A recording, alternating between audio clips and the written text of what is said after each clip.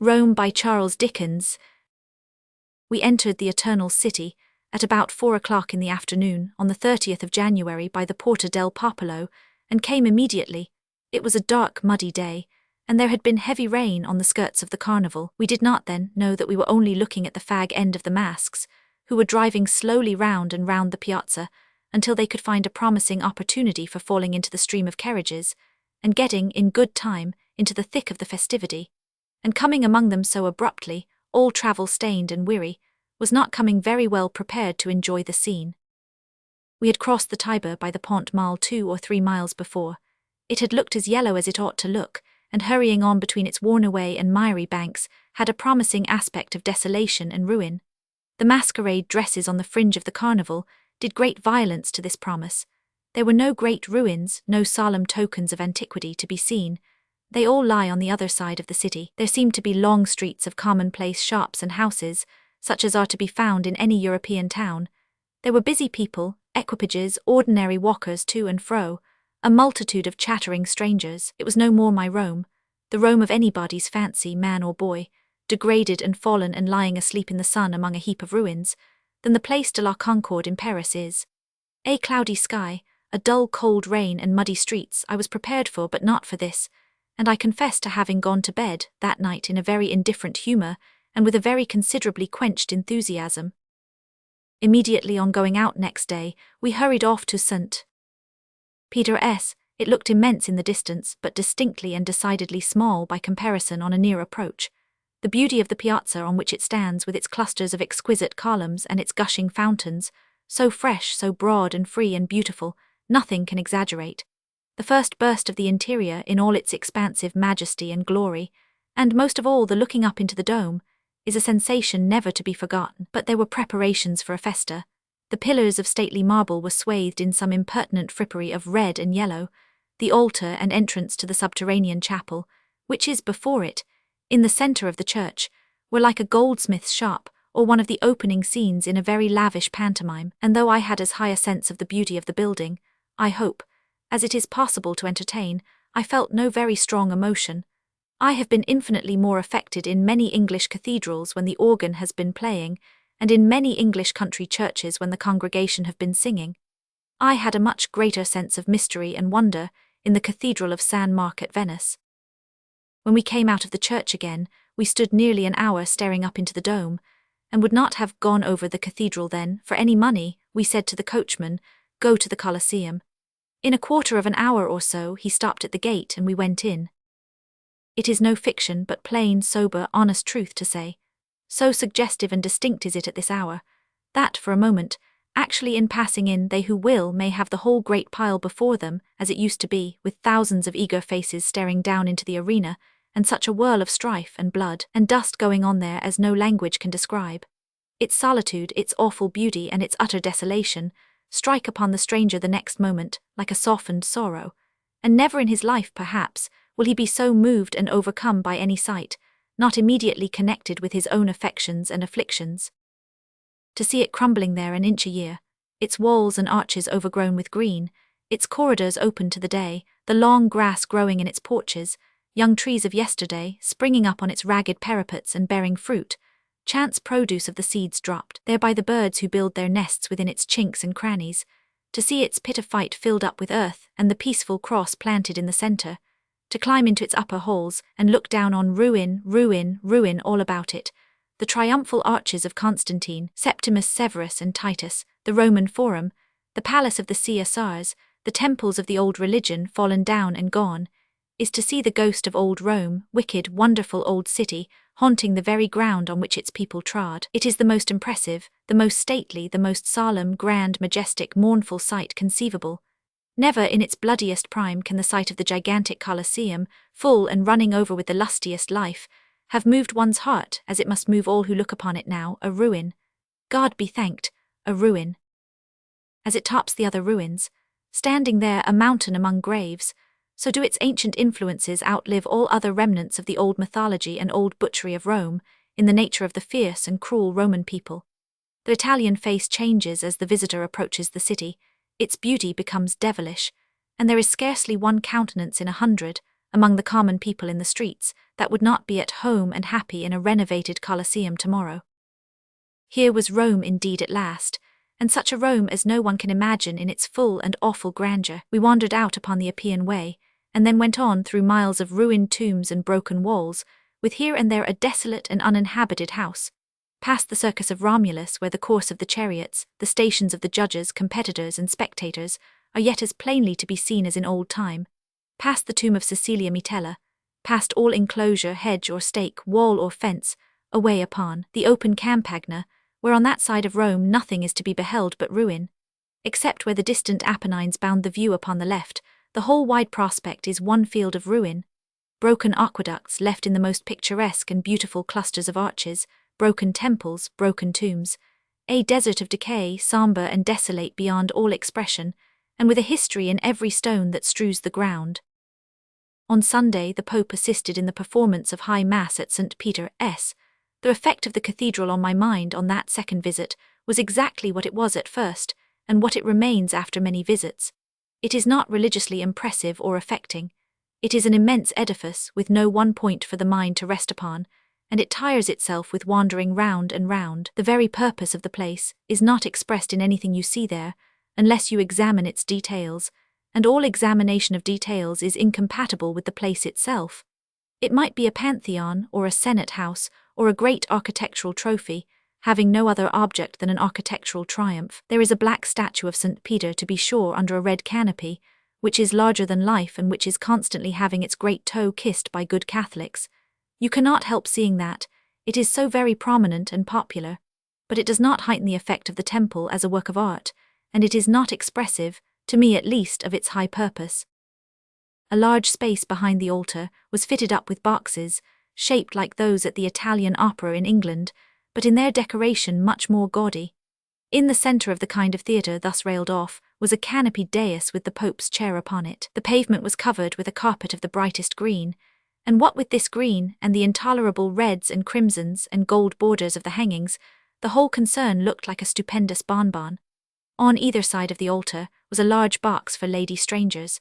These were filled with ladies in black dresses and black veils. The gentlemen of the Pope's guard in red coats, leather breeches and jack boots guarded all this reserved space, with drawn swords that were very flashy in every sense. And from the altar all down the nave, a broad lane was kept clear by the Pope's Swiss guard, who wear a quaint striped surcoat and striped tight legs and carry halberds like those which are usually shouldered by those theatrical supernumeraries, who never can get off the stage fast enough, and who may be generally observed to linger in the enemy's camp after the open country, held by the opposite forces, has been split up the middle by a convulsion of nature.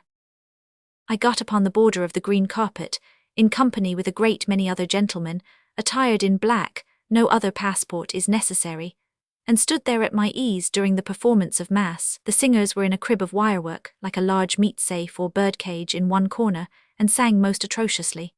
All about the green carpet there was a slowly moving crowd of people, talking to each other, staring at the Pope through eyeglasses, defrauding one another in moments of partial curiosity out of precarious seats on the bases of pillars, and grinning hideously at the ladies. Darted here and there were little knots of friars, Franciscani or Cappuccini in their coarse brown dresses and peaked hoods, making a strange contrast to the gaudy ecclesiastics of higher degree, and having their humility gratified to the utmost by being shouldered about and elbowed right and left on all sides. Some of these had muddy sandals and umbrellas and stained garments, having trudged in from the country. The faces of the greater part were as coarse and heavy as their dress, their dogged, stupid, monotonous stare at all the glory and splendour, having something in it, half miserable and half ridiculous. Upon the green carpet itself, and gathered round the altar, was a perfect army of cardinals and priests, in red, gold, purple, violet, white, and fine linen. Stragglers from these went to and fro among the crowd, conversing two and two or giving and receiving introductions and exchanging salutations. Other functionaries in black gowns and other functionaries in court dresses were similarly engaged. In the midst of all these, and stealthy Jesuits creeping in and out, and the extreme restlessness of the youth of England, who were perpetually wandering about, some few steady persons in black cassocks who had knelt down with their faces to the wall, and were poring over their missals, became unintentionally a sort of humane man-traps, and with their own devout legs tripped up other people, by the dozen. There was a great pile of candles lying down on the floor near me, which a very old man in a rusty black gown with an open-work tippet, like a summer ornament for a fireplace in tissue paper, made himself very busy in dispensing to all the ecclesiastics. One apiece, they loitered about with these for some time, under their arms like walking sticks or in their hands like truncheons. At a certain period of the ceremony, however, each carried his candle up to the Pope, laid it across his 2 knees to be blessed, took it back again and filed off. This was done in a very attenuated procession, as you may suppose, and occupied a long time. Not because it takes long to bless a candle through and through, but because there were so many candles to be blessed. At last they were all blessed, and then they were all lighted, and then the Pope was taken up, chair and all, and carried round the church. I must say that I never saw anything out of November so like the popular English commemoration of the 5th of that month. A bundle of matches and a lantern would have made it perfect, nor did the Pope himself at all mar the resemblance, though he has a pleasant and venerable face. For, as this part of the ceremony makes him giddy and sick, he shuts his eyes when it is performed, and having his eyes shut and a great mitre on his head, and his head itself wagging to and fro as they shook him in carrying, he looked as if his mask were going to tumble off. The 2 immense fans which are always borne, one on either side of him, accompanied him of course on this occasion. As they carried him along he blessed the people with the mystic sign, and as he passed them they kneeled down. When he had made the round of the church he was brought back again, and if I am not mistaken this performance was repeated in the whole 3 times. There was certainly nothing solemn or effective in it, and certainly very much that was droll and tawdry. But this remark applies to the whole ceremony, except the raising of the host, when every man in the guard dropped on one knee instantly and dashed his naked sword on the ground, which had a fine effect. The next time I saw the cathedral was some 2 or 3 weeks afterwards, when I climbed up into the ball. And then, the hangings being taken down, and the carpet taken up, but all the framework left, the remnants of these decorations looked like an exploded cracker. The Friday and Saturday having been solemn festa days, and Sunday being always a dies non in carnival proceedings, we had looked forward, with some impatience and curiosity, to the beginning of the new week, Monday and Tuesday being the 2 last and best days of the carnival.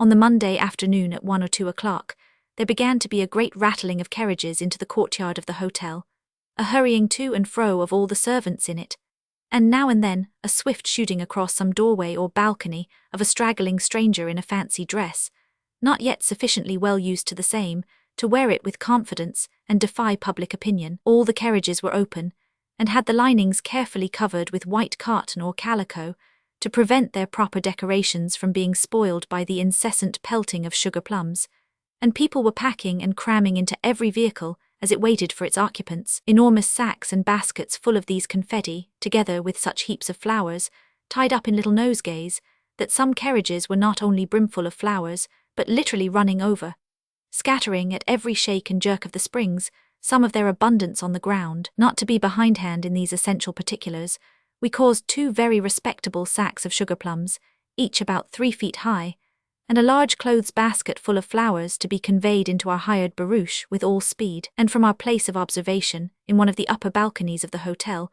we contemplated these arrangements with the liveliest satisfaction.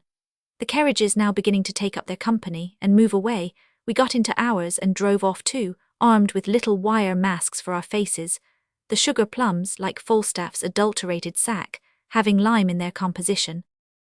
The Corso is a street a mile long, a street of shops and palaces and private houses, sometimes opening into a broad piazza. There are verandas and balconies of all shapes and sizes to almost every house, not on one story alone, but often to one room or another on every story, put there in general with so little order or regularity, that if year after year and season after season it had rained balconies, hailed balconies, snowed balconies, blown balconies, they could scarcely have come into existence in a more disorderly manner. This is the great fountainhead and focus of the carnival, but all the streets in which the carnival is held being vigilantly kept by dragoons, it is necessary for carriages in the first instance to pass in line down another thoroughfare, and so come into the Corso at the end remote from the Piazza del Popolo, which is one of its terminations. Accordingly we fell into the string of coaches, and for some time jogged on quietly enough, now crawling on at a very slow walk, now trotting 6 yards, now backing 50, and now stopping altogether, as the pressure in front obliged us. If any impetuous carriage dashed out of the rank and clattered forward with the wild idea of getting on faster, it was suddenly met, or overtaken, by a trooper on horseback, who, deaf as his own drawn sword to all remonstrances, immediately escorted it back to the very end of the row and made it a dim speck in the remotest perspective. Occasionally we interchanged a volley of confetti with the carriage next in front, or the carriage next behind, but as yet this capturing of stray and errant coaches by the military was the chief amusement. Presently we came into a narrow street, where besides one line of carriages going, there was another line of carriages returning. Here the sugar plums and the nosegays began to fly about, pretty smartly, and I was fortunate enough to observe one gentleman attired as a Greek warrior catch a light-whiskered brigand on the nose. He was in the very act of tossing up a bouquet to a young lady in a first-floor window, with a precision that was much applauded by the bystanders, as this victorious Greek was exchanging a facetious remark with a stout gentleman in a doorway, one half black and one half white, as if he had been peeled up the middle, who had offered him his congratulations on this achievement. He received an orange from a housetop full on his left ear, and was much surprised, not to say discomfited, especially as he was standing up at the time, and in consequence of the carriage moving on suddenly at the same moment, staggered ignominiously and buried himself among his flowers. Some quarter of an hour of this sort of progress brought us to the Corso, and anything so gay, so bright and lively as the whole scene there, it would be difficult to imagine, from all the innumerable balconies, from the remotest and highest no less than from the lowest and nearest. Hangings of bright red, bright green, bright blue, white and gold were fluttering in the brilliant sunlight. From windows and from parapets and tops of houses, streamers of the richest colours and draperies of the gaudiest and most sparkling hues were floating out upon the street. The buildings seemed to have been literally turned inside out, and to have all their gaiety towards the highway. Shop fronts were taken down, and the windows filled with company, like boxes at a shining theatre. Doors were carried off their hinges, and long tapestried groves, hung with garlands of flowers and evergreens, displayed within. Builders' scaffoldings were gorgeous temples, radiant in silver, gold and crimson, and in every nook and corner from the pavement to the chimney-tops, where women's eyes could glisten, there they danced and laughed and sparkled like the light in water. Every sort of bewitching madness of dress was there, little preposterous scarlet jackets, quaint old stomachers more wicked than the smartest bodices, Polish pelisses strained and tight as ripe gooseberries, tiny Greek caps all awry and clinging to the dark hair heaven knows how. Every wild, quaint, bold, shy, pettish, madcap fancy had its illustration in a dress, and every fancy was as dead forgotten by its owner, in the tumult of merriment, as if the 3 old aqueducts that still remain entire had brought Lethe into Rome, upon their sturdy arches that morning. The carriages were now 3 abreast, in broader places 4, often stationary for a long time together, always one close mass of variegated brightness, showing the whole streetful through the storm of flowers like flowers of a larger growth themselves. In some, the horses were richly caparisoned in magnificent trappings, in others they were decked from head to tail with flowing ribbons. Some were driven by coachmen with enormous double faces, one face leering at the horses, the other cocking its extraordinary eyes into the carriage, and both rattling again under the hail of sugar plums. Other drivers were attired as women, wearing long ringlets and no bonnets, and looking more ridiculous in any real difficulty with the horses, of which in such a concourse there were a great many than tongue can tell or pen describe. Instead of sitting in the carriages upon the seats, the handsome Roman women, to see and to be seen the better, sit in the heads of the barouches at this time of general licence, with their feet upon the cushions.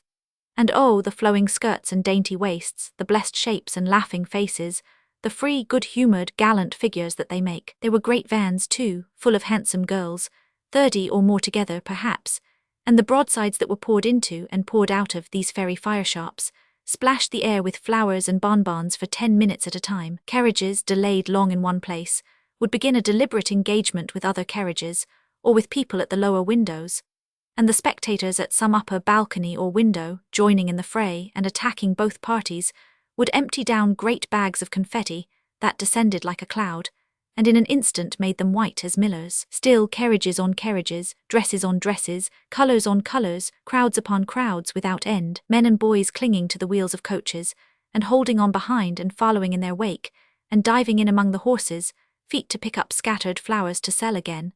Maskers on foot, the drollest generally, in fantastic exaggerations of court dresses, surveying the throng through enormous eyeglasses, and always transported with an ecstasy of love. On the discovery of any particularly old lady at window, long strings of policinelli laying about them with blown bladders at the ends of sticks, a wagon full of madmen, screaming and tearing to the life, a coach full of grave Mamelukes with their horse-tail standard set up in the midst, a party of gypsy women engaged in terrific conflict with a ship full of sailors, a man-monkey on a pole, surrounded by strange animals with pigs' faces and lions' tails carried under their arms or worn gracefully over their shoulders, carriages on carriages, dresses on dresses, colours on colours, crowds upon crowds without end, not many actual characters sustained or represented perhaps, considering the number dressed, but the main pleasure of the scene consisting in its perfect good temper, in its bright and infinite and flashing variety, and in its entire abandonment to the mad humour of the time, an abandonment so perfect, so contagious, so irresistible, that the steadiest foreigner fights up to his middle in flowers and sugar plums like the wildest Roman of them all, and thinks of nothing else till 4:30, when he is suddenly reminded, to his great regret, that this is not the whole business of his existence, by hearing the trumpet sound, and seeing the dragoons begin to clear the street. How it ever is cleared for the race that takes place at 5, or how the horses ever go through the race without going over the people, is more than I can say, but the carriages get out into the by-streets, or up into the Piazza del Popolo, and some people sit in temporary galleries in the latter place, and tens of thousands line the Corso on both sides, when the horses are brought out into the piazza, to the foot of that same column which for centuries looked down upon the games and chariot races in the Circus Maximus. At a given signal they are started off, down the live lane the whole length of the Corso they fly like the wind, riderless as all the world knows, with shining ornaments upon their backs and twisted in their plated manes, and with heavy little bowls stuck full of spikes, dangling at their sides to goad them on, the jingling of these trappings and the rattling of their hoofs upon the hard stones, the dash and fury of their speed along the echoing street. Nay, the very cannon that are fired, these noises are nothing to the roaring of the multitude, their shouts, the clapping of their hands. But it is soon over, almost instantaneously. More cannon shake the town. The horses have plunged into the carpets put across the street to stop them, the goal is reached, the prizes are won, they are given in part by the poor Jews as a compromise for not running foot races themselves, and there is an end to that day's sport. But if the scene be bright and gay and crowded on the last day but one, it attains on the concluding day to such a height of glittering colour, swarming life and frolicsome uproar, that the bare recollection of it makes me giddy at this moment. The same diversions, greatly heightened and intensified in the ardour with which they are pursued, go on until the same hour. The race is repeated, the cannon are fired, the shouting and clapping of hands are renewed, the cannon are fired again, the race is over, and the prizes are won, but the carriages, ankle-deep with sugar plums within, and so beflowered and dusty without, as to be hardly recognizable for the same vehicles that they were 3 hours ago, instead of scampering off in all directions, throng into the Corso, where they are soon wedged together in a scarcely moving mass, for the diversion of the Macolti, the last gay madness of the carnival, is now at hand, and sellers of little tapers like what are called Christmas candles in England are shouting lustily on every side, Makali Makali, Ecco Makali. A new item in the tumult, quite abolishing that other item of Ecco Fiori, Ecco Fiorara, which has been making itself audible over all the rest at intervals the whole day through. As the bright hangings and dresses are all fading into one dull, heavy, uniform colour in the decline of the day, lights begin flashing here and there, in the windows, on the housetops, in the balconies, in the carriages, in the hands of the foot passengers, little by little, gradually, more and more, until the whole long street is one great glare and blaze of fire. Then everybody present has but one engrossing object, that is, to extinguish other people's candles, and to keep his own alight, and everybody, man, woman or child, gentleman or lady, prince or peasant, native or foreigner, yells and screams and roars incessantly, as a taunt to the subdued, senza macalo, without a light, until nothing is heard but a gigantic chorus of those two words, mingled with peals of laughter.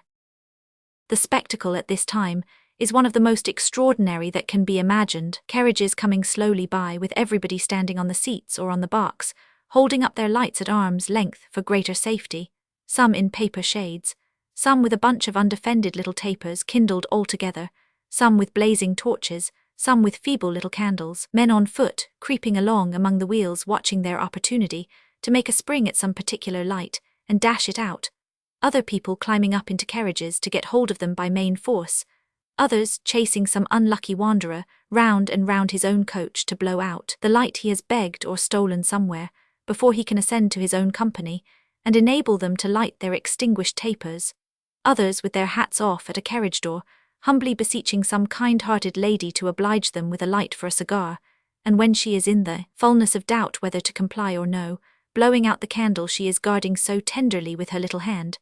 Other people at the windows, fishing for candles with lines and hooks, or letting down long willow wands with handkerchiefs at the end, and flapping them out dexterously when the bearer is at the height of his triumph, others biding their time in corners with immense extinguishers like halberds, and suddenly coming down upon glorious torches, others gathered round one coach and sticking to it, others raining oranges and nosegays at an obdurate little lantern, or regularly storming a pyramid of men, holding up one man among them who carries one feeble little wick above his head, with which he defies them all.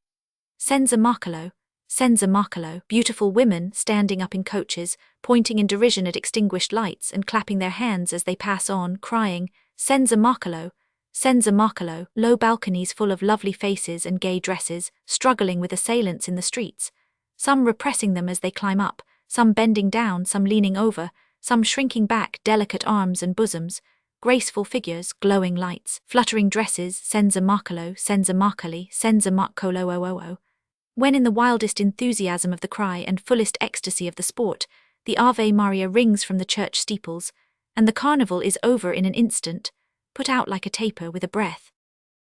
There was a masquerade at the theatre at night, as dull and senseless as a London one, and only remarkable for the summary way in which the house was cleared at 11 o'clock, which was done by a line of soldiers forming along the wall at the back of the stage, and sweeping the whole company out before them like a broad broom. The game of the Macolti, the word in the singular Macolto, is the diminutive of Marcolo, and means a little lamp or candle snuff, is supposed by some to be a ceremony of burlesque mourning for the death of the carnival, candles being indispensable to Catholic grief. But whether it be so, or be a remnant of the ancient Saturnalia, or an incorporation of both, or have its origin in anything else, I shall always remember it, and the frolic as a brilliant and most captivating sight. No less remarkable for the unbroken good humour of all concerned, down to the very lowest, and among those who scaled the carriages, were many of the commonest men and boys, than for its innocent vivacity. For odd as it may seem to say so of a sport so full of thoughtlessness and personal display, it is as free from any taint of immodesty as any general mingling of the two sexes can possibly be, and there seems to prevail during its progress a feeling of general, almost childish, simplicity and confidence, which one thinks of with a pang when the Ave Maria has wrung it away for a whole year. Availing ourselves of a part of the quiet interval between the termination of the carnival and the beginning of the Holy Week, when everybody had run away from the one, and few people had yet begun to run back again for the other, we went conscientiously to work to see Rome, and by dint of going out early every morning, and coming back late every evening and labouring hard all day, I believe we made acquaintance with every post and pillar in the city and the country round, and in particular explored so many churches, that I abandoned that part of the enterprise at last before it was half finished, lest I should never of my own accord go to church again, as long as I lived. But I managed almost every day at one time or other to get back to the Colosseum, and out upon the open Campagna, beyond the tomb of Cecilia Metella. We often encountered in these expeditions a company of English tourists, with whom I had an ardent but ungratified longing to establish a speaking acquaintance. They were one Mr. Davis and a small circle of friends. It was impossible not to know Mrs. Davis's name, from her being always in great request among her party, and her party being everywhere. During the Holy Week, they were in every part of every scene of every ceremony. For a fortnight or 3 weeks before it, they were in every tomb and every church and every ruin and every picture gallery, and I hardly ever observed Mrs. Davis to be silent for a moment. Deep underground, high up in St. Peter's, out on the Campagna, and stifling in the Jews' quarter, Mrs. Davis turned up all the same.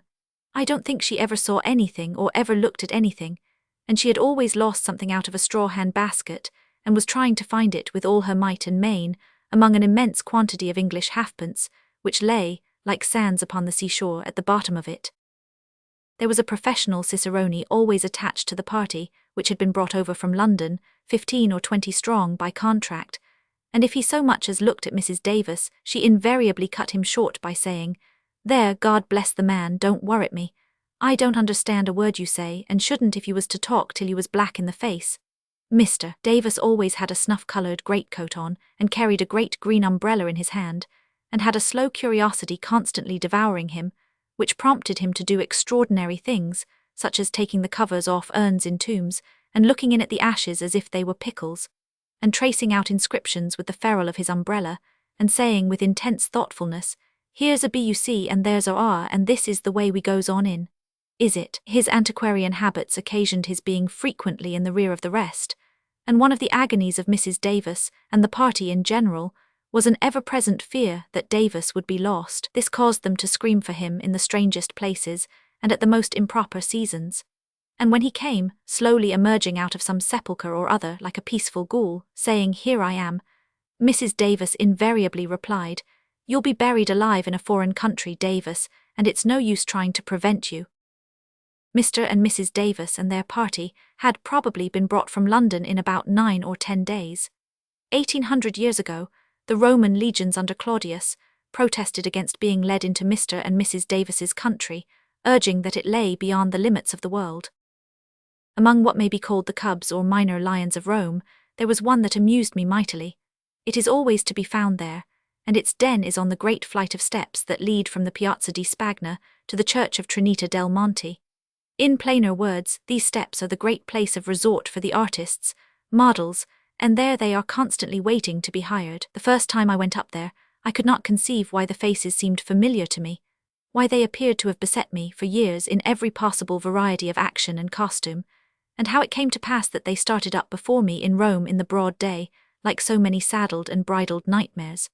I soon found that we had made acquaintance, and improved it for several years. On the walls of various exhibition galleries, there is one old gentleman, with long white hair and an immense beard, who, to my knowledge, has gone half through the catalogue of the Royal Academy. This is the venerable or patriarchal model. He carries a long staff, and every knot and twist in that staff I have seen faithfully delineated innumerable times. There is another man in a blue cloak, who always pretends to be asleep in the sun when there is any, and who, I need not say, is always very wide awake and very attentive to the disposition of his legs. This is the dolce far niente model. There is another man in a brown cloak, who leans against a wall with his arms folded in his mantle and looks out of the corners of his eyes, which are just visible beneath his broad slouched hat. This is the assassin model. There is another man, who constantly looks over his own shoulder and is always going away but never does. This is the haughty or scornful model. As to domestic happiness and holy families, they should come very cheap, for there are lumps of them all up the steps, and the cream of the thing is that they are all the falsest vagabonds in the world, especially made up for the purpose, and having no counterparts in Rome or any other part of the habitable globe. My recent mention of the carnival reminds me of its being said to be a mock mourning, in the ceremony with which it closes, for the gaieties and merry-makings before Lent, and this again reminds me of the real funerals and mourning processions of Rome, which, like those in most other parts of Italy, are rendered chiefly remarkable to a foreigner by the indifference with which the mere clay is universally regarded after life has left it. And this is not from the survivors having had time to dissociate the memory of the dead from their well-remembered appearance and form on earth, for the interment follows too speedily after death for that, almost always taking place within 24 hours, and sometimes within 12. At Rome there is the same arrangement of pits in a great, bleak, open, dreary space that I have already described as existing in Genoa. When I visited it at noonday, I saw a solitary coffin of plain deal, uncovered by any shroud or pall and so slightly made that the hoof of any wandering mule would have crushed it in, carelessly tumbled down all on one side on the door of one of the pits, and there left by itself in the wind and sunshine. How does it come to be left here? I asked the man who showed me the place. It was brought here half an hour ago, signor, he said. I remembered to have met the procession on its return, straggling away at a good round pace. When will it be put in the pit? I asked him. When the cart comes and it is open tonight, he said. How much does it cost to be brought here in this way instead of coming in the cart? I asked him. 10 scudi, he said, about £2, 2 and 6 English.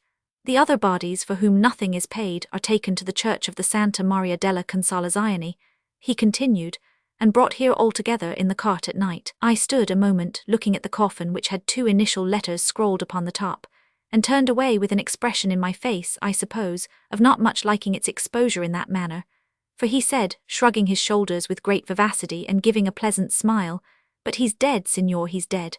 Why not? Among the innumerable churches, there is one I must select for separate mention. It is the Church of the Araceli, supposed to be built on the site of the old temple of Jupiter Feretrius, and approached on one side by a long steep flight of steps, which seem incomplete without some group of bearded soothsayers on the top. It is remarkable for the possession of a miraculous bambino, or wooden doll, representing the infant Saviour, and I first saw this miraculous bambino in legal phrase in manner following, that is to say. We had strolled into the church one afternoon, and were looking down its long vista of gloomy pillars, for all these ancient churches built upon the ruins of old temples are dark and sad, when the brave came running in, with a grin upon his face that stretched it from ear to ear, and implored us to follow him without a moment's delay, as they were going to show the bambino to a select party. We accordingly hurried off to a sort of chapel, or sacristy, hard by the chief altar, but not in the church itself, where the select party, consisting of 2 or 3 Catholic gentlemen and ladies, not Italians, were already assembled, and where one hollow-cheeked young monk was lighting up divers candles, while another was putting on some clerical robes over his coarse brown habit. The candles were on a kind of altar, and above it were 2 delectable figures, such as you would see at any English fair, representing the Holy Virgin and Saint Joseph, as I suppose, bending in devotion over a wooden box or coffer, which was shut. The hollow-cheeked monk number 1, having finished lighting the candles, went down on his knees in a corner before this set piece, and the monk number 2, having put on a pair of highly ornamented and gold-bespattered gloves, lifted down the coffer with great reverence and set it on the altar. Then, with many genuflections and muttering certain prayers, he opened it and let down the front, and took off sundry coverings of satin and lace from the inside. The ladies had been on their knees from the commencement, and the gentlemen now dropped down devoutly, as he exposed to view a little wooden doll, in face very like General Tom Thumb, the American dwarf, gorgeously dressed in satin and gold lace, and actually blazing with rich jewels. There was scarcely a spot upon its little breast, or neck, or stomach, but was sparkling with the costly offerings of the faithful. Presently he lifted it out of the box, and carrying it round among the kneelers, set its face against the forehead of everyone, and tendered its clumsy foot to them to kiss, a ceremony which they all performed down to a dirty little ragamuffin of a boy who had walked in from the street. When this was done, he laid it in the box again, and the company, rising, drew near, and commended the jewels in whispers. In good time he replaced the coverings, shut up the box, put it back in its place, locked up the whole concern, Holy Family and all, behind a pair of folding doors, took off his priestly vestments, and received the customary small charge, while his companion, by means of an extinguisher fastened to the end of a long stick, put out the lights one after another. The candles being all extinguished and the money all collected, they retired, and so did the spectators. I met this same bambino in the street a short time afterwards, going, in great state, to the house of some sick person. It is taken to all parts of Rome for this purpose, constantly, but I understand that it is not always as successful as could be wished, for, making its appearance at the bedside of weak and nervous people in extremity, accompanied by a numerous escort, it not unfrequently frightens them to death. It is most popular in cases of childbirth, where it has done such wonders, that if a lady be longer than usual in getting through her difficulties, a messenger is dispatched with all speed to solicit the immediate attendance of the bambino. It is a very valuable property, and much confided in, especially by the religious body to whom it belongs. I am happy to know that it is not considered immaculate, by some who are good Catholics, and who are behind the scenes, from what was told me by the near relation of a priest, himself a Catholic, and a gentleman of learning and intelligence. This priest made my informant promise that he would, on no account, allow the bambino to be borne into the bedroom of a sick lady, in whom they were both interested. For, said he, if they, the monks, trouble her with it, and intrude themselves into her room, it will certainly kill her. My informant accordingly looked out of the window when it came, and with many thanks declined to open the door. He endeavoured, in another case of which he had no other knowledge than such as he gained as a passer-by at the moment, to prevent its being carried into a small unwholesome chamber, where a poor girl was dying. But he strove against it unsuccessfully, and she expired while the crowd were pressing round her bed.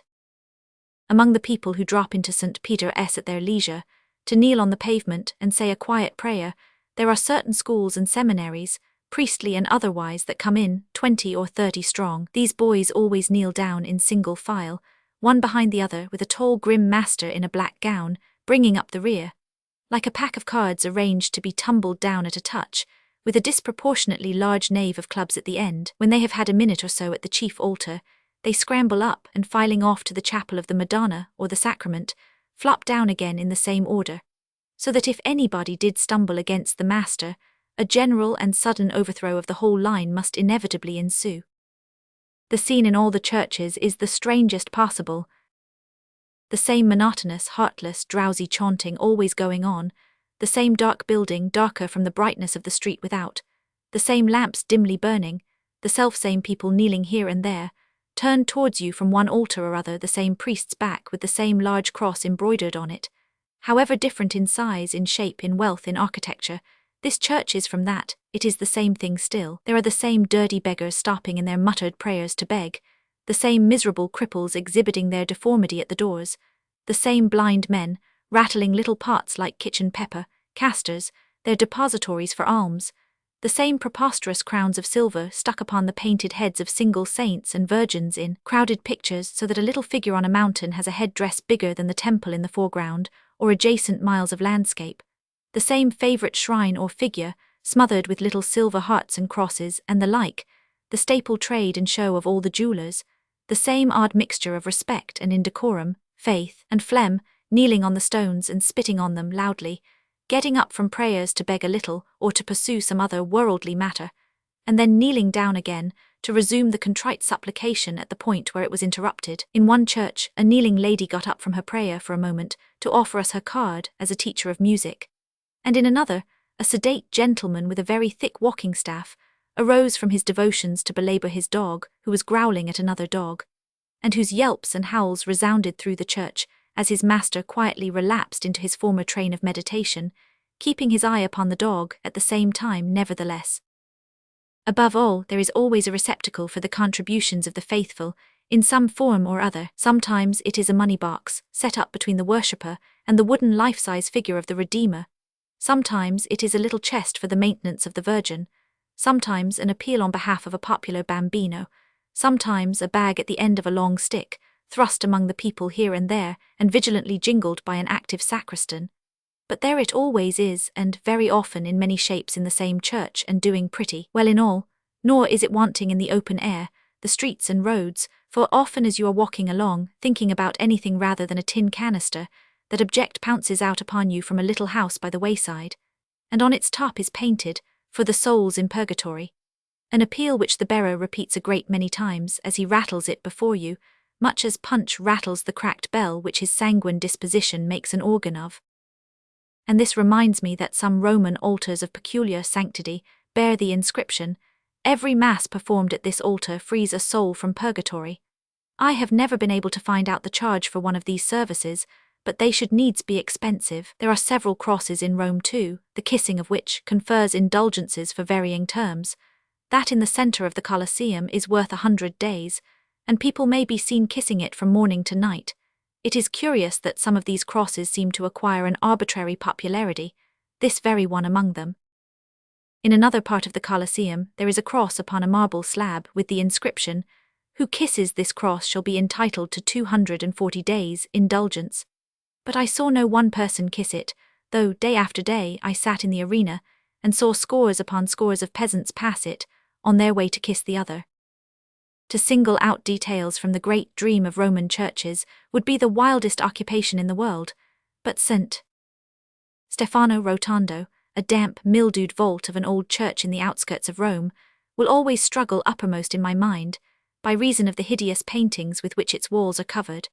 These represent the martyrdoms of saints and early Christians, and such a panorama of horror and butchery no man could imagine in his sleep, though he were to eat a whole pig raw for supper. Grey-bearded men being boiled, fried, grilled, crimped, singed, eaten by wild beasts, worried by dogs, buried alive, torn asunder by horses, chopped up small with hatchets. Women having their breasts torn with iron pincers, their tongues cut out, their ears screwed off, their jaws broken, their bodies stretched upon the rack or skinned upon the stake, or crackled up and melted in the fire. These are among the mildest subjects, so insisted on, and laboured at besides, that every sufferer gives you the same occasion for wonder as poor old Duncan awoke, in Lady Macbeth, when she marvelled at his having so much blood in him. There is an upper chamber in the Mamertine prisons, over what is said to have been, and very possibly may have been, the dungeon of St. Peter. This chamber is now fitted up as an oratory, dedicated to that saint, and it lives as a distinct and separate place in my recollection too. It is very small and low-roofed, and the dread and gloom of the ponderous, obdurate old prison are on it, as if they had come up in a dark mist through the floor. Hanging on the walls, among the clustered votive offerings, are objects at once strangely in keeping, and strangely at variance with the place: rusty daggers, knives, pistols, clubs, divers instruments of violence and murder, brought here, fresh from use, and hung up to propitiate offended heaven, as if the blood upon them would drain off in consecrated air, and have no voice to cry with.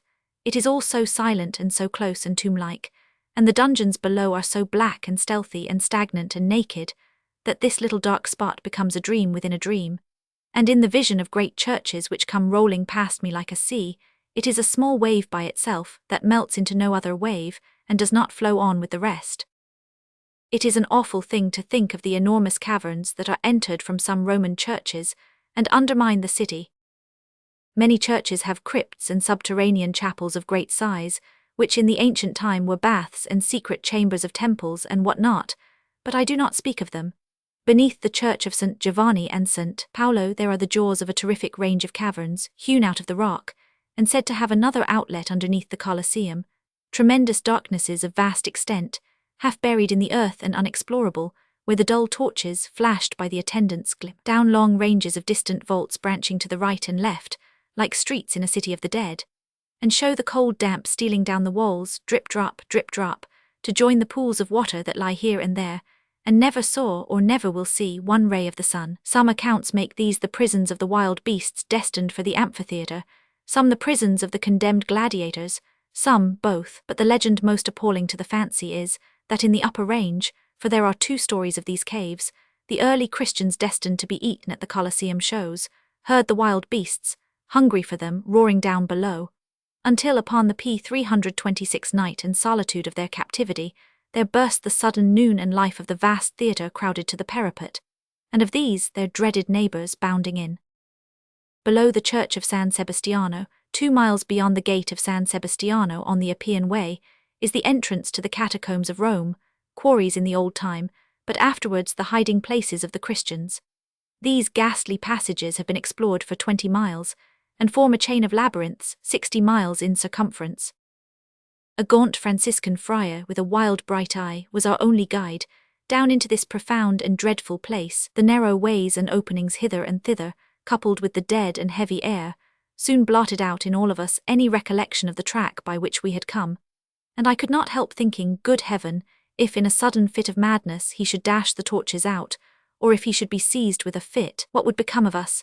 On we wandered among martyrs' graves, passing great subterranean vaulted roads diverging in all directions and choked up with heaps of stones, that thieves and murderers may not take refuge there, and form a population under Rome, even worse than that which lives between it and the sun. Graves, graves, graves, graves of men, of women, of their little children who ran crying to the persecutors, we are Christians, that they might be murdered with their parents. Graves with the palm of martyrdom roughly cut into their stone boundaries, and little niches made to hold a vessel of the martyr's blood. Graves of some who lived down here, for years together, ministering to the rest, and preaching truth and hope and comfort from the rude altars that bear witness to their fortitude at this hour.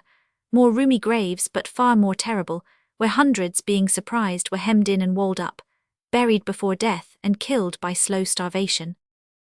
The triumphs of the faith are not above ground in our splendid churches, said the friar, looking round upon us, as we stopped to rest in one of the low passages, with bones and dust surrounding us on every side. They are here among the martyrs' graves. He was a gentle, earnest man and said it from his heart, but when I thought how Christian men have dealt with one another, how, perverting our most merciful religion, they have hunted down and tortured, burnt and beheaded, strangled, slaughtered and oppressed each other, I pictured to myself an agony surpassing any that this dust had suffered, with the breath of life yet lingering in it, and how these great and constant hearts would have been shaken, how they would have quailed and drooped, if a foreknowledge of the deeds that professing Christians would commit in the great name for which they died, could have rent them with its own unutterable anguish, on the cruel wheel and bitter cross, and in the fearful fire.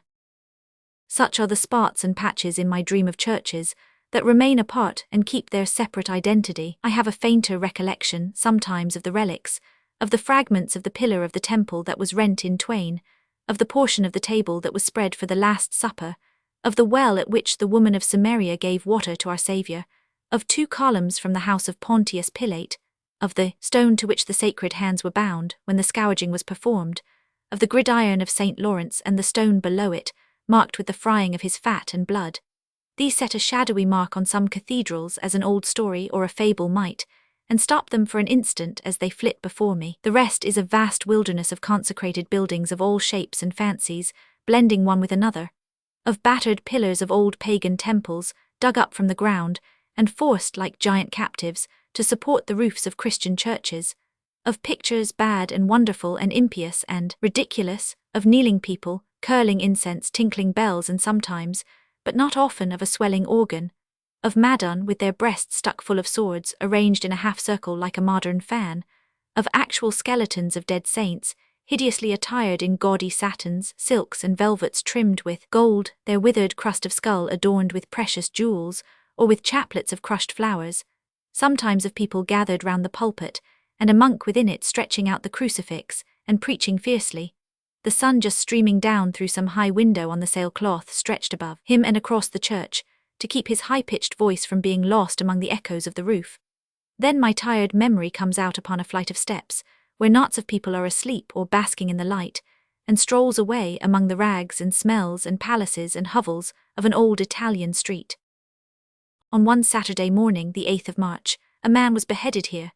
9 or 10 months before, he had waylaid a Bavarian countess, travelling as a pilgrim to Rome, alone and on foot of course, and performing, it is said, that act of piety for the 4th time. He saw her change a piece of gold at Viterbo where he lived, followed her, bore her company on her journey for some 40 miles or more on the treacherous pretext of protecting her, attacked her in the fulfilment of his unrelenting purpose on the Campagna, within a very short distance of Rome, near to what is called, but what is not, the tomb of Nero, robbed her, and beat her to death with her own pilgrim's staff. He was newly married and gave some of her apparel to his wife, saying that he had bought it at a fair. She, however, who had seen the pilgrim countess passing through their town, recognized some trifle as having belonged to her. Her husband then told her what he had done. She in confession told a priest, and the man was taken within 4 days after the commission of the murder. There are no fixed times for the administration of justice or its execution in this unaccountable country, and he had been in prison ever since. On the Friday, as he was dining with the other prisoners, they came and told him he was to be beheaded next morning, and took him away. It is very unusual to execute in Lent, but his crime being a very bad one, it was deemed advisable to make an example of him at that time, when great numbers of pilgrims were coming towards Rome, from all parts for the Holy Week. I heard of this on the Friday evening, and saw the bills up at the churches, calling on the people to pray for the criminal's soul. So I determined to go and see him executed.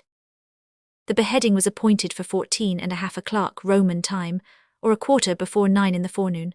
I had 2 friends with me, and as we did not know but that the crowd might be very great, we were on the spot by 7:30. The place of execution was near the church of San Giovanni di Calato, a doubtful compliment to St. John the Baptist, in one of the impassable back streets without any footway, of which a great part of Rome is composed, a street of rotten houses, which do not seem to belong to anybody, and do not seem to have ever been inhabited, and certainly were never built on any plan, or for any particular purpose, and have no window sashes, and are a little like deserted breweries, and might be warehouses but for having nothing in them.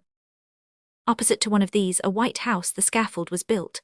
An untidy, unpainted, uncouth, crazy-looking thing, of course, some 7 feet high perhaps, with a tall gallows-shaped frame rising above it, in which was the knife, charged with a ponderous mass of iron, all ready to descend, and glittering brightly in the morning sun, whenever it looked out now and then from behind a cloud.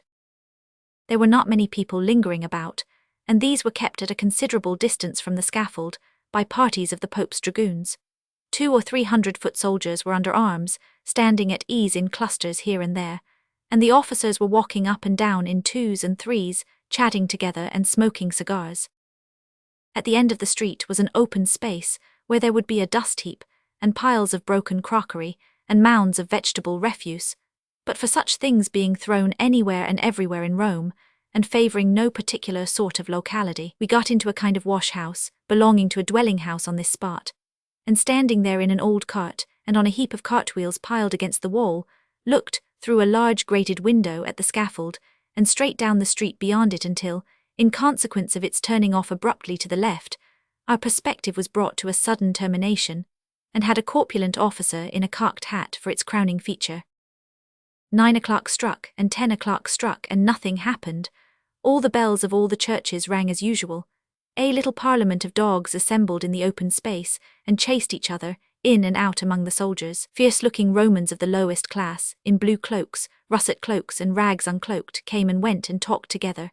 Women and children fluttered on the skirts of the scanty crowd. One large muddy spot was left quite bare, like a bald place on a man's head. A cigar merchant, with an earthen pot of charcoal ashes in one hand, went up and down, crying his wares. A pastry merchant divided his attention between the scaffold and his customers. Boys tried to climb up walls and tumbled down again. Priests and monks elbowed a passage for themselves among the people, and stood on tiptoe for a sight of the knife, then went away. Artists in inconceivable hats of the Middle Ages, and beards, thank heaven, of no age at all, flashed picturesque scowls about them from their stations in the throng. One gentleman, connected with the fine arts, I presume, went up and down in a pair of Hessian boots, with a red beard hanging down on his breast, and his long and bright red hair, plaited into 2 tails, one on either side of his head, which fell over his shoulders in front of him, very nearly to his waist, and were carefully entwined and braided. 11 o'clock struck, and still nothing happened. A rumour got about among the crowd that the criminal would not confess, in which case the priests would keep him until the Ave Maria, sunset, for it is their merciful custom never finally to turn the crucifix away from a man at that pass, as one refusing to be shriven, and consequently a sinner abandoned of the Saviour until then. People began to drop off. The officers shrugged their shoulders and looked doubtful. The dragoons, who came riding up below our window every now and then to order an unlucky hackney coach or cart away, as soon as it had comfortably established itself and was covered with exulting people, but never before became imperious and quick-tempered. The bald place hadn't a straggling hair upon it, and the corpulent officer, crowning the perspective, took a world of snuff. Suddenly there was a noise of trumpets. Attention was among the foot soldiers instantly. They were marched up to the scaffold and formed round it. The dragoons galloped to their nearer stations too. The guillotine became the centre of a wood of bristling bayonets and shining sabres. The people closed round nearer, on the flank of the soldiery. A long straggling stream of men and boys, who had accompanied the procession from the prison, came pouring into the open space. The bald spot was scarcely distinguishable from the rest. The cigar and pastry merchants resigned all thoughts of business, for the moment, and abandoning themselves wholly to pleasure, got good situations in the crowd. The perspective ended now in a troop of dragoons, and the corpulent officer, sword in hand, looked hard at a church close to him which he could see, but we, the crowd, could not. After a short delay, some monks were seen approaching to the scaffold from this church, and above their heads, coming on slowly and gloomily, the effigy of Christ upon the cross, canopied with black. This was carried round the foot of the scaffold to the front and turned towards the criminal that he might see it to the last. It was hardly in its place when he appeared on the platform barefooted, his hands bound, and with the collar and neck of his shirt cut away almost to the shoulder. A young man, 26, vigorously made and well-shaped, face pale, small dark moustache, and dark brown hair. He had refused to confess, it seemed, without first having his wife brought to see him, and they had sent an escort for her, which had occasioned the delay. He immediately kneeled down below the knife. His neck fitting into a hole made for the purpose in a cross plank was shut down by another plank above, exactly like the pillory. Immediately below him was a leathern bag, and into it his head rolled instantly. The executioner was holding it by the hair, and walking with it round the scaffold, showing it to the people, before one quite knew that the knife had fallen heavily, and with a rattling sound. When it had travelled round the 4 sides of the scaffold, it was set upon a pole in front, a little patch of black and white, for the long street to stare at and the flies to settle on. The eyes were turned upward, as if he had avoided the sight of the leathern bag, and looked to the crucifix. Every tinge and hue of life had left it in that instant. It was dull, cold, livid wax, the body also. There was a great deal of blood. When we left the window and went close up to the scaffold, it was very dirty. One of the two men who were throwing water over it, turning to help the other lift the body into a shell, picked his way as through mire. A strange appearance was the apparent annihilation of the neck. The head was taken off so close that it seemed as if the knife had narrowly escaped crushing the jaw or shaving off the ear, and the body looked as if there were nothing left above the shoulder. Nobody cared or was at all affected. There was no manifestation of disgust or pity or indignation or sorrow. My empty pockets were tried, several times, in the crowd immediately below the scaffold as the corpse was being put into its coffin. It was an ugly, filthy, careless, sickening spectacle, meaning nothing but butchery beyond the momentary interest to the one wretched actor. Yes. Such a sight has one meaning and one warning. Let me not forget it. The speculators in the lottery station themselves at favourable points for counting the gouts of blood that spurt out here or there, and by that number, it is pretty sure to have a run upon it. The body was carted away in due time, the knife cleansed, the scaffold taken down, and all the hideous apparatus removed. The executioner, an outlaw ex officio, what a satire on the punishment, who dare not for his life cross the bridge of St. Angelo but to do his work, retreated to his lair and the show was over. At the head of the collections in the palaces of Rome, the Vatican, of course, with its treasures of art, its enormous galleries and staircases, and suites upon suites of immense chambers, ranks highest and stands foremost. Many most noble statues and wonderful pictures are there, nor is it heresy to say that there is a considerable amount of rubbish there, too, when any old piece of sculpture dug out of the ground finds a place in a gallery because it is old, and without any reference to its intrinsic merits, and finds admirers by the hundred because it is there, and for no other reason on earth. There will be no lack of objects, very indifferent in the plain eyesight of anyone who employs so vulgar a property, when he may wear the spectacles of cant for less than nothing, and establish himself as a man of taste for the mere trouble of putting them on. I unreservedly confess for myself that I cannot leave my natural perception of what is natural and true at a palace door in Italy or elsewhere, as I should leave my shoes if I were travelling in the East. I cannot forget that there are certain expressions of face, natural to certain passions, and as unchangeable in their nature as the gait of a lion or the flight of an eagle. I cannot dismiss from my certain knowledge such commonplace facts as the ordinary proportion of men's arms and legs and heads, and when I meet with performances that do violence to these experiences and recollections, no matter where they may be, I cannot honestly admire them, and think it best to say so, in spite of high critical advice that we should sometimes feign an admiration, though we have it not. Therefore, I freely acknowledge that when I see a jolly young waterman representing a cherubim, or a Barclay and Perkins drayman depicted as an evangelist, I see nothing to commend or admire in the performance, however great its reputed painter. Neither am I partial to libellous angels, who play on fiddles and bassoons, for the edification of sprawling monks apparently in liquor, nor to those Monsieur Tonsons of galleries, St. Francis and St. Sebastian, both of whom I submit should have very uncommon and rare merits as works of art, to justify their compound multiplication by Italian painters. It seems to me, too, that the indiscriminate and determined raptures in which some critics indulge is incompatible with the true appreciation of the really great and transcendent works. I cannot imagine, for example, how the resolute champion of undeserving pictures can soar to the amazing beauty of Titian's great picture of the Assumption of the Virgin at Venice, or how the man who is truly affected by the sublimity of that exquisite production, or who is truly sensible of the beauty of Tintoretto's great picture of the Assembly of the Blessed in the same place, can discern in Michelangelo's Last Judgment, in the Sistine Chapel, any general idea or one pervading thought, in harmony with the stupendous subject. He who will contemplate Raphael's masterpiece, The Transfiguration, and will go away into another chamber of that same Vatican, and contemplate another design of Raphael, representing in incredible caricature the miraculous stopping of a great fire by Leo IV, and who will say that he admires them both, as works of extraordinary genius, must, as I think, be wanting in his powers of perception in one of the two instances, and probably in the high and lofty one.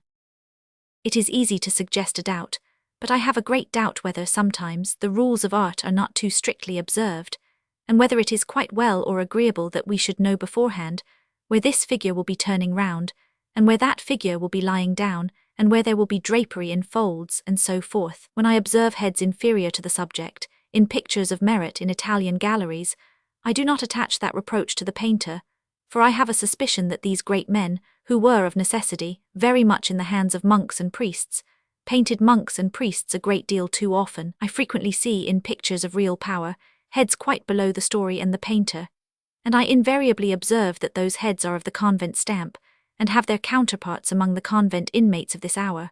So I have settled with myself that in such cases the lameness was not with the painter, but with the vanity and ignorance of certain of his employers, who would be apostles, on canvas at all events.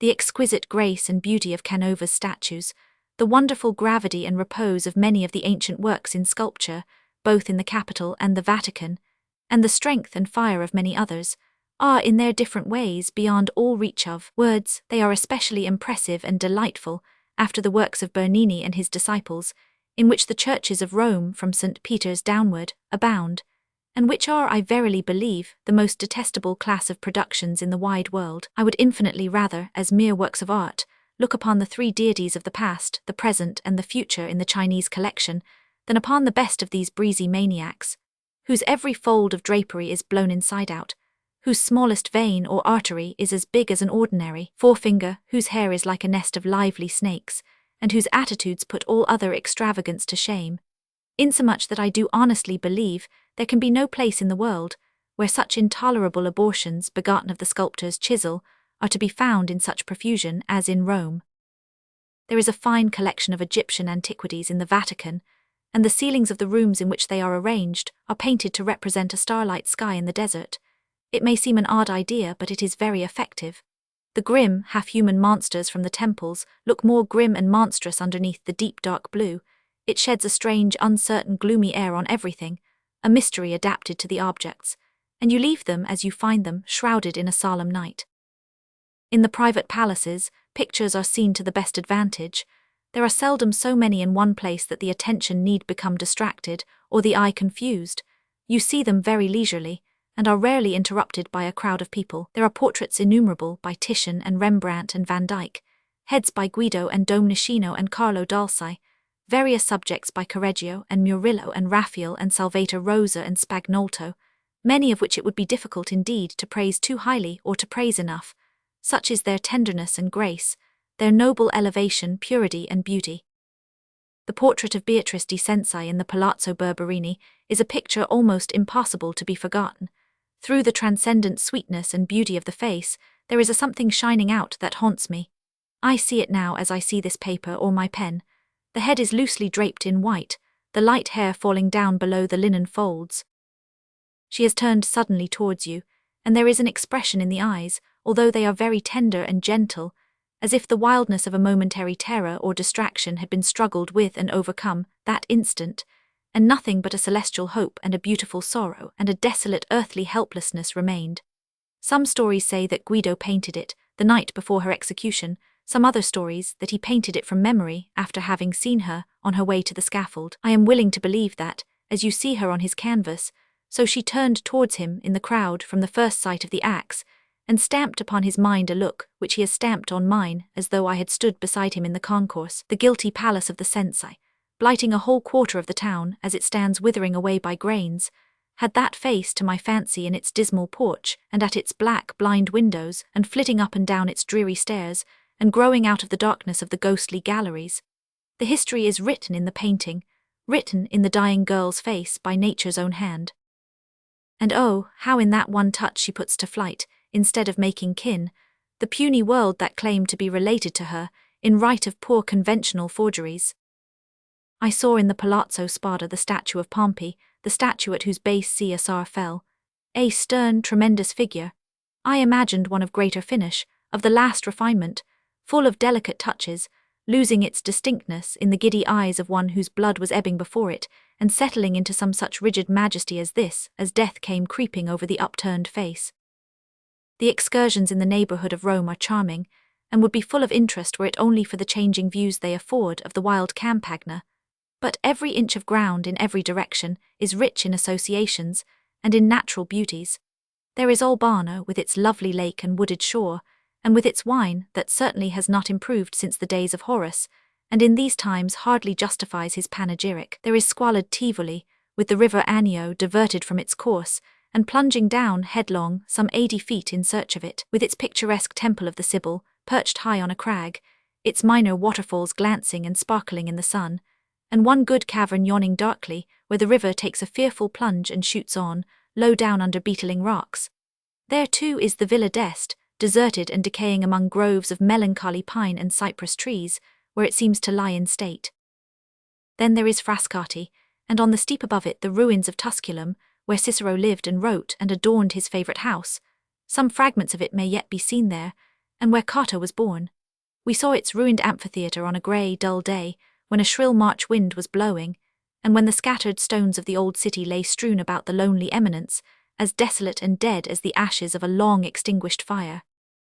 One day we walked out, a little party of 3, to Albano, 14 miles distant, possessed by a great desire to go there by the ancient Appian way, long since ruined and overgrown. We started at 7:30 in the morning, and within an hour or so were out upon the open Campagna.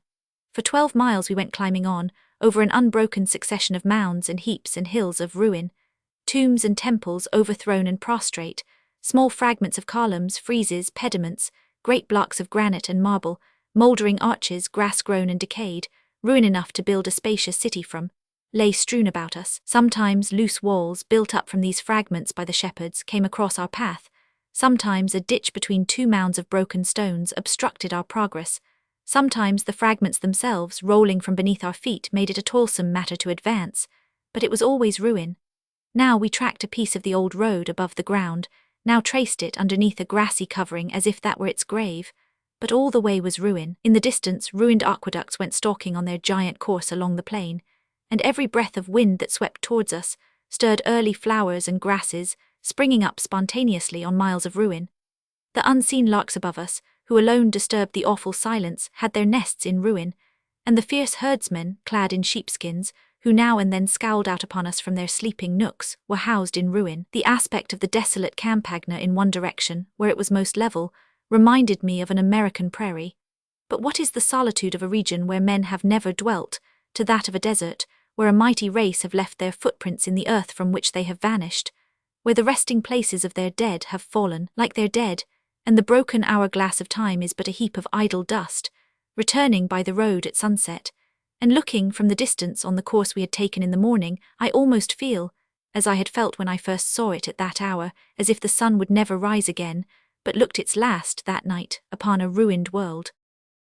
To come again on Rome by moonlight, after such an expedition, is a fitting close to such a day. The narrow streets devoid of footways, and choked in every obscure corner by heaps of dunghill rubbish, contrast so strongly in their cramped dimensions, and their filth and darkness with the broad square before some haughty church, in the centre of which hieroglyphic-covered obelisk brought from Egypt in the days of the emperors looks strangely on the foreign scene about it, or perhaps an ancient pillar with its honoured statue overthrown supports a Christian saint, Marcus Aurelius giving place to Paul, and Trajan to St. Peter. Then there are the ponderous buildings reared from the spoliation of the Colosseum, shutting out the moon like mountains, while here and there are broken arches and rent walls, through which it gushes freely, as the life comes pouring from a wound. The little town of miserable houses, walled and shut in by barred gates, is the quarter where the Jews are locked up nightly when the clock strikes 8, a miserable place densely populated and reeking with bad odours, but where the people are industrious and money-getting.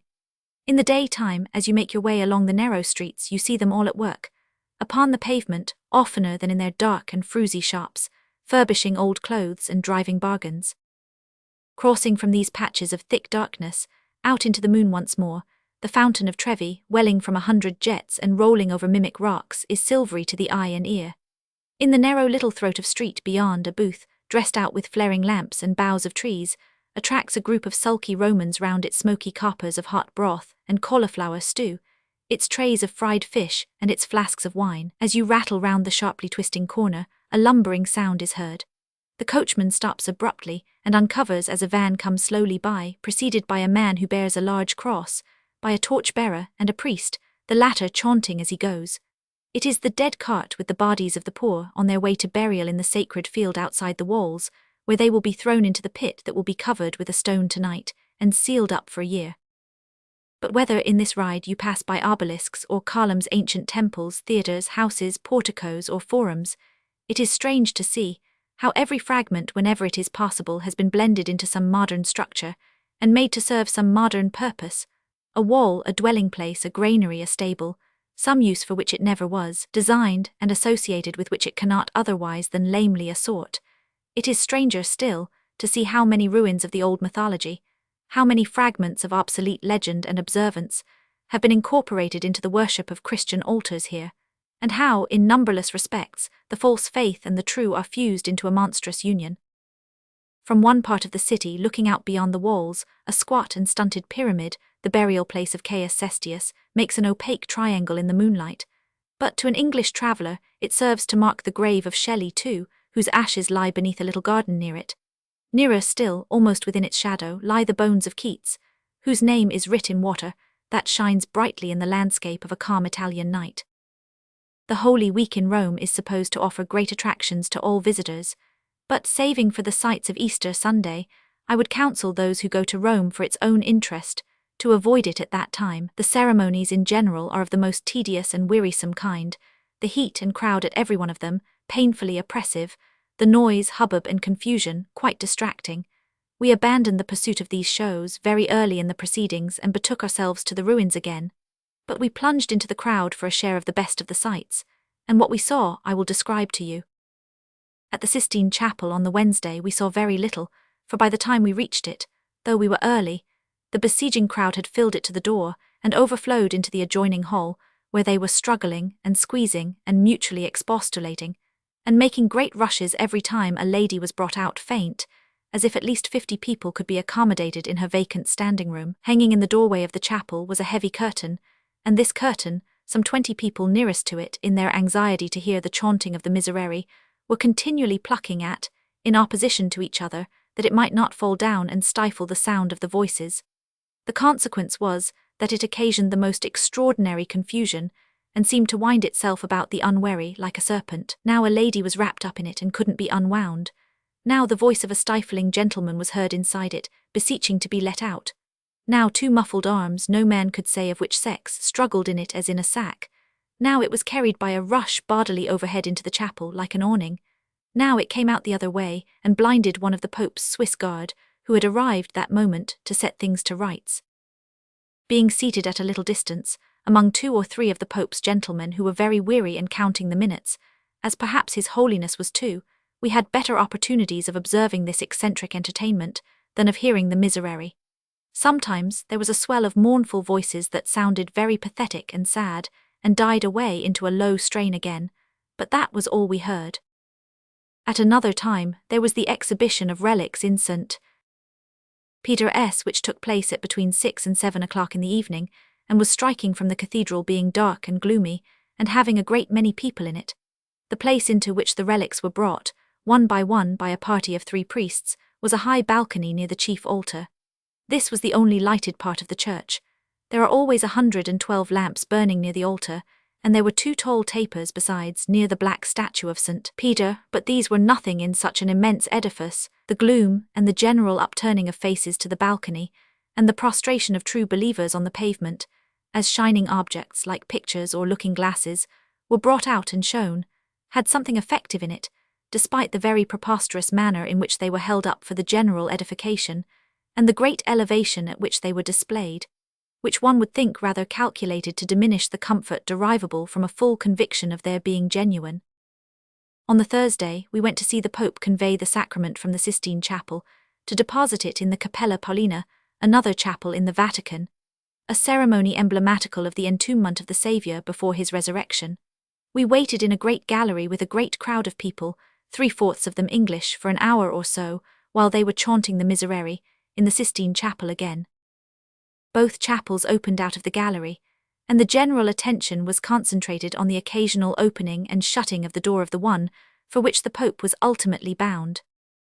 None of these openings disclosed anything more tremendous than a man on a ladder, lighting a great quantity of candles, but at each and every opening there was a terrific rush made at this ladder and this man, something like, I should think, a charge of the heavy British cavalry at Waterloo. The man was never brought down, however, nor the ladder, for it performed the strangest antics in the world among the crowd, where it was carried by the man when the candles were all lighted, and finally it was stuck up against the gallery wall in a very disorderly manner, just before the opening of the other chapel, and the commencement of a new chant announced the approach of His Holiness.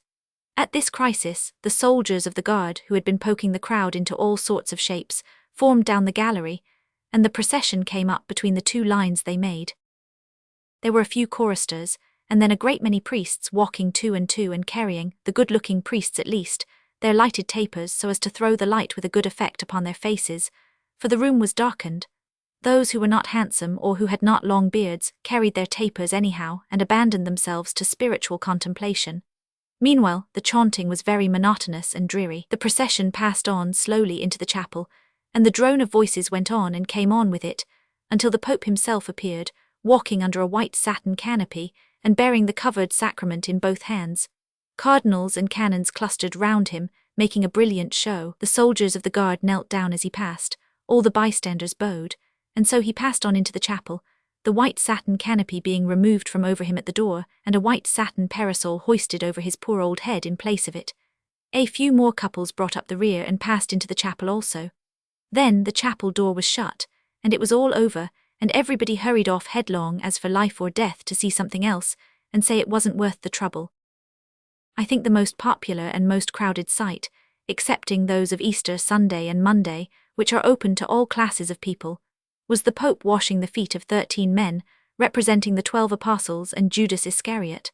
The place in which this pious office is performed is one of the chapels of St. Peter's, which is gaily decorated for the occasion, the 13 sitting, all of a row, on a very high bench, and looking particularly uncomfortable, with the eyes of heaven knows how many English, French, Americans, Swiss, Germans, Russians, Swedes, Norwegians, and other foreigners, nailed to their faces all the time. They are robed in white, and on their heads they wear a stiff white cap like a large English porter-pot without a handle. Each carries in his hand a nosegay of the size of a fine cauliflower, and 2 of them on this occasion wore spectacles, which, remembering the characters they sustained, I thought a droll appendage to the costume. There was a great eye to character. St. John was represented by a good-looking young man, St. Peter by a grave-looking old gentleman with a flowing brown beard, and Judas Iscariot by such an enormous hypocrite. I could not make out, though, whether the expression of his face was real or assumed, that if he had acted the part to the death and had gone away and hanged himself, he would have left nothing to be desired. As the 2 large boxes appropriated to ladies at this sight were full to the throat, and getting near was hopeless, we posted off along with a great crowd to be in time at the table, where the Pope in person waits on these 13.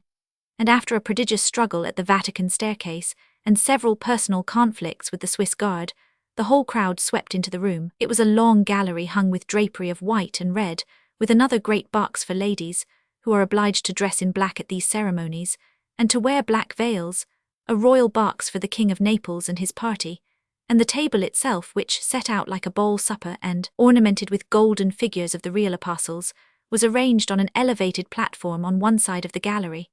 The counterfeit apostles, knives and forks were laid out on that side of the table which was nearest to the wall, so that they might be stared at again, without let or hindrance. The body of the room was full of male strangers, the crowd immense, the heat very great, and the pressure sometimes frightful.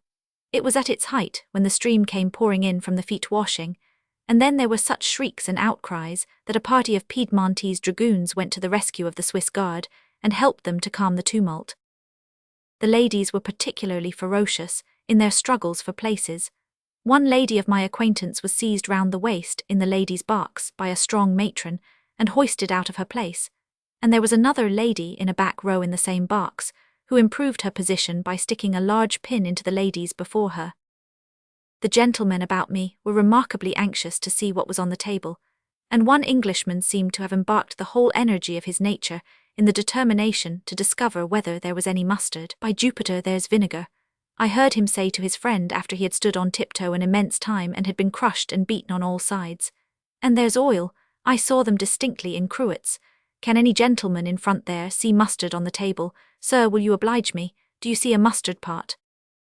The apostles and Judas appearing on the platform after much expectation, were marshalled in line in front of the table with Peter at the top. And a good long stare was taken at them by the company, while 12 of them took a long smell at their nosegays, and Judas, moving his lips very obtrusively, engaged in inward prayer. Then the Pope, clad in a scarlet robe, and wearing on his head a skull-cap of white satin, appeared in the midst of a crowd of cardinals and other dignitaries, and took in his hand a little golden ewer, from which he poured a little water over one of Peter's hands, while one attendant held a golden basin, a second a fine cloth, a third Peter's nosegay which was taken from him during the operation.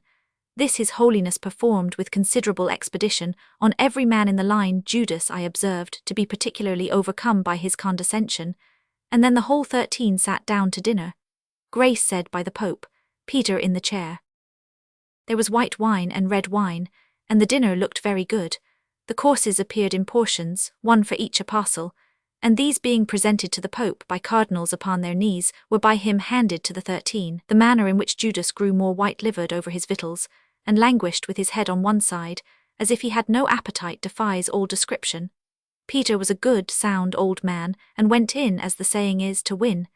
Eating everything that was given him, he got the best, being first in the row and saying nothing to anybody. The dishes appeared to be chiefly composed of fish and vegetables. The Pope helped the 13 to wine also, and during the whole dinner somebody read something aloud out of a large book, the Bible I presume, which nobody could hear, and to which nobody paid the least attention. The cardinals and other attendants smiled to each other from time to time, as if the thing were a great farce, and if they thought so, there is little doubt they were perfectly right. His Holiness did what he had to do, as a sensible man gets through a troublesome ceremony, and seemed very glad when it was all over. The pilgrims' suppers, where lords and ladies waited on the pilgrims in token of humility, and dried their feet when they had been well washed by deputy, were very attractive. But of all the many spectacles of dangerous reliance on outward observances, in themselves mere empty forms, none struck me half so much as the Scala Santa, or Holy Staircase, which I saw several times, but to the greatest advantage or disadvantage on Good Friday. This Holy Staircase is composed of 28 steps, said to have belonged to Pontius Pilate's house, and to be the identical stair on which our Saviour trod, in coming down from the judgment seat. Pilgrims ascend it only on their knees. It is steep, and at the summit is a chapel reported to be full of relics, into which they peep through some iron bars and then come down again by one of 2 side staircases, which are not sacred and may be walked on.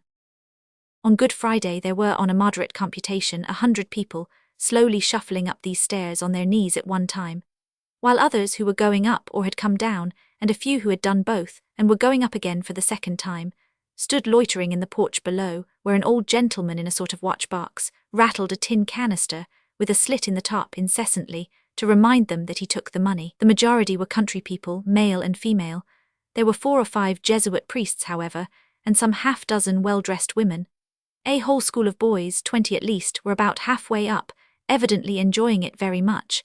They were all wedged together pretty closely, but the rest of the company gave the boys as wide a berth as possible, in consequence of their betraying some recklessness in the management of their boots. I never in my life saw anything at once so ridiculous and so unpleasant as this sight, ridiculous in the absurd incidents inseparable from it, and unpleasant in its senseless and unmeaning degradation. There are 2 steps to begin with, and then a rather broad landing. The more rigid climbers went along this landing on their knees, as well as up the stairs, and the figures they cut in their shuffling progress over the level surface, no description can paint. Then to see them watch their opportunity from the porch, and cut in where there was a place next the wall, and to see one man with an umbrella, brought on purpose, for it was a fine day, hoisting himself unlawfully from stair to stair, and to observe a demure lady of 55 or so, looking back every now and then to assure herself that her legs were properly disposed. There were such odd differences in the speed of different people, too. Some got on as if they were doing a match against time, others stopped to say a prayer on every step. This man touched every stair with his forehead, and kissed it. That man scratched his head all the way. The boys got on brilliantly, and were up and down again before the old lady had accomplished her half-dozen stairs, but most of the penitents came down, very sprightly and fresh, as having done a real good substantial deed which it would take a good deal of sin to counterbalance, and the old gentleman in the watch-box was down upon them with his canister while they were in this humour, I promise you. As if such a progress were not in its nature inevitably droll enough, there lay on the top of the stairs a wooden figure on a crucifix, resting on a sort of great iron saucer, so rickety and unsteady that whenever an enthusiastic person kissed the figure, with more than usual devotion or threw a coin into the saucer with more than common readiness, for it served in this respect as a second or supplementary canister, it gave a great leap and rattle, and nearly shook the attendant lamp out, horribly frightening the people further down, and throwing the guilty party into unspeakable embarrassment.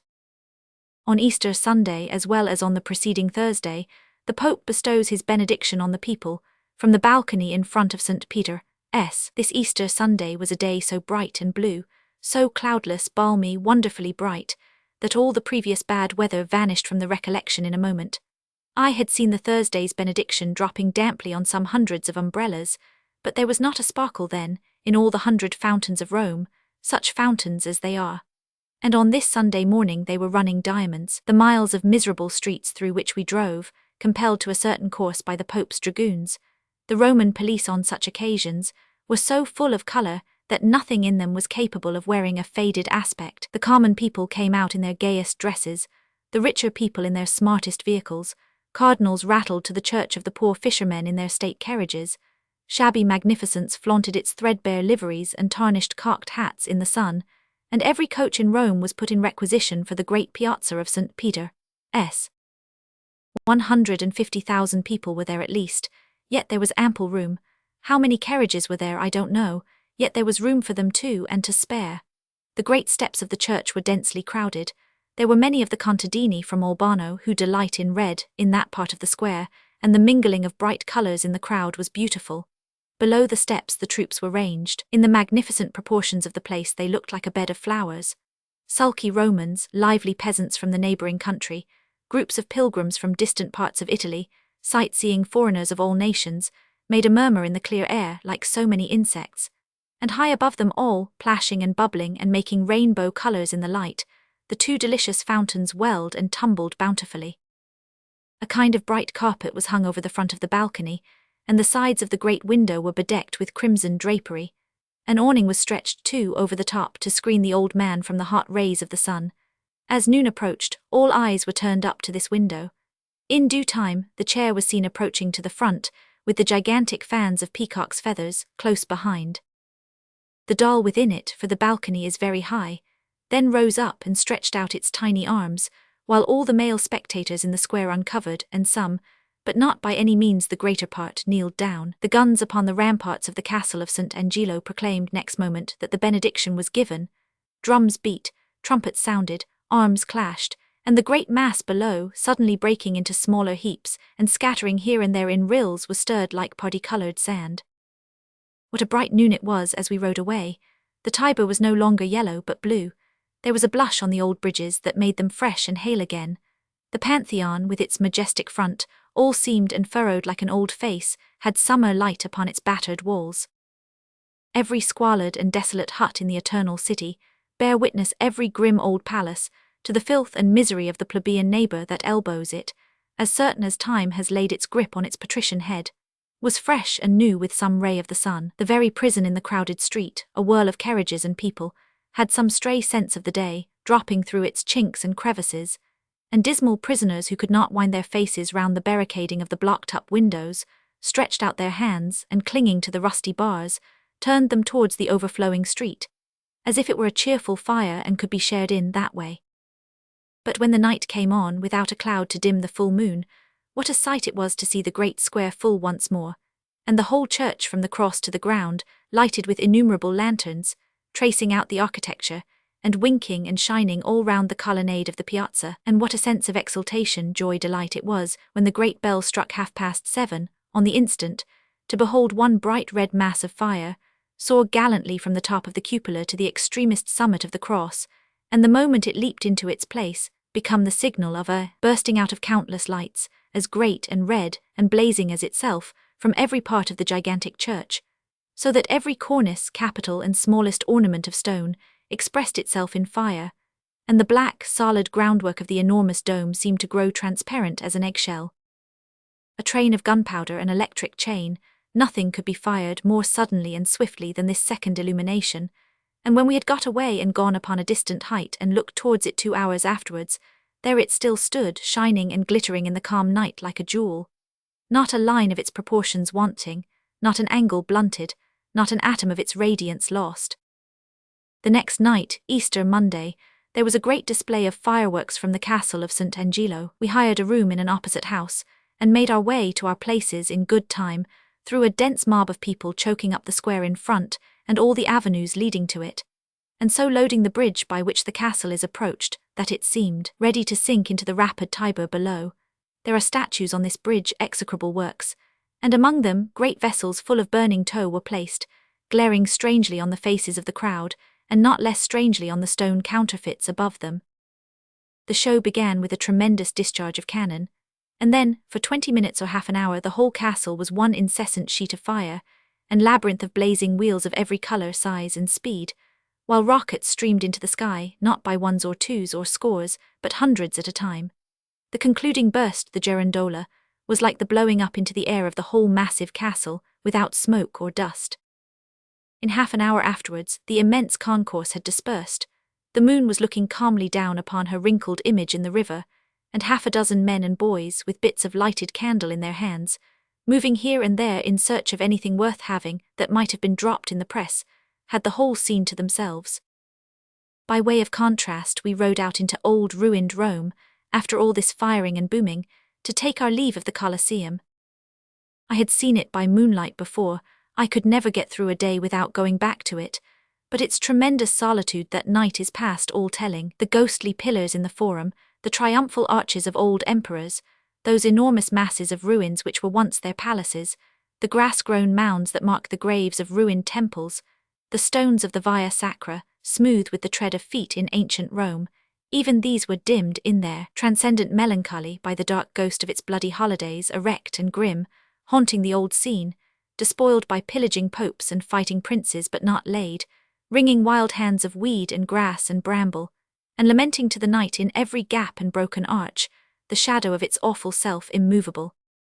As we lay down on the grass of the Campagna next day on our way to Florence, hearing the larks sing, we saw that a little wooden cross had been erected on the spot where the poor pilgrim countess was murdered. So we piled some loose stones about it, as the beginning of a mound to her memory, and wondered if we should ever rest there again and look back at Rome.